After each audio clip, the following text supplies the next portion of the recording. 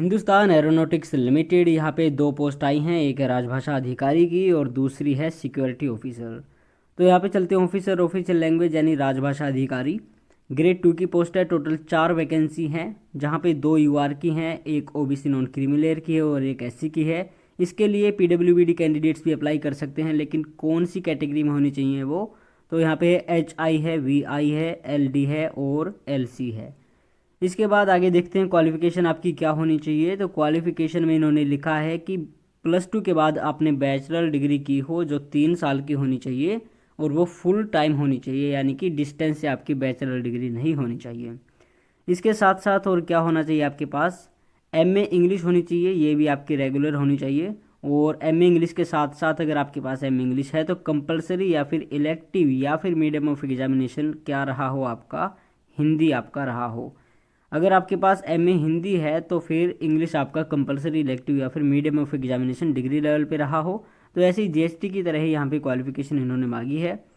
आगे चलते हैं, वो क्या एक्सपीरियंस इसके लिए ज़रूरी है। तो जी हाँ, एक्सपीरियंस भी इसके लिए ज़रूरी है। तो यहीं पे आप इन एलिजिबल बहुत सारे कैंडिडेट्स हो जाएंगे। तो 24 मई 2022 के अकॉर्डिंग आपके पास 3 साल का एक्सपीरियंस होना अनिवार्य है।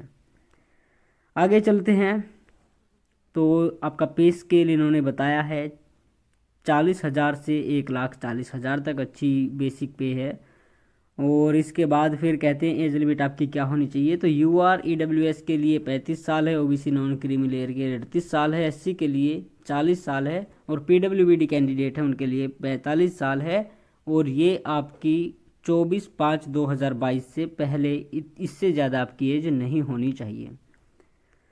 इसके बाद है एप्लीकेशन फ़ीस। तो 500 रुपये लगेंगे। SC ST PWBD को कोई फ़ीस नहीं देनी है और आपको कैसे पे करना है ये इन्होंने बता दिया है।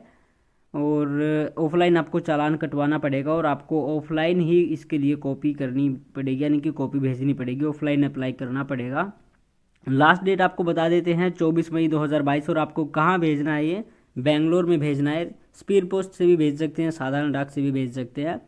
और आप एड्रेस ये देख सकते हैं, chief manager HR recruitment section, Hindustan aeronautics limited, corporate office, Bangalore. इसके बाद कहते हैं कि भाई जब आप अप्लाई करते हैं तो जो जिस एनवेलप में आप डाल के भेजेंगे उस पर आपको लिखना है कि मैंने इस पोस्ट के लिए अप्लाई किया है, और आप और डॉक्यूमेंट्स इसके साथ अटैच करके नहीं भेजेंगे। इसके बाद और भी कुछ जनरल कंडीशंस हैं, ये आप देख लेना इसको डाउनलोड करके। और एज, पोस्ट क्वालिफिकेशन, एक्सपीरियंस और क्वालिफिकेशन आपकी 24/5/2022 तक कंप्लीट हो जानी चाहिए। इसके बाद है जो NOC किसको देना है। तो जो कहीं पे काम कर रहे हैं, कार्यरत, उनको पता ही होता है, इस बात का बताने की ज़रूरत नहीं है, उनको NOC देना पड़ेगा। और OBC वाले जो कैंडिडेट हैं अगर अप्लाई कर रहा है तो उनको 24/5/2022 से पहले, यानी कि इससे पहले 6 महीने, यानी कि इससे 6 महीने पहले तक आपका OBC का कास्ट सर्टिफिकेट बना हुआ होना चाहिए। ये आपका इंटरव्यू या फिर डॉक्यूमेंट वेरिफिकेशन के टाइम पे चेक किया जाएगा।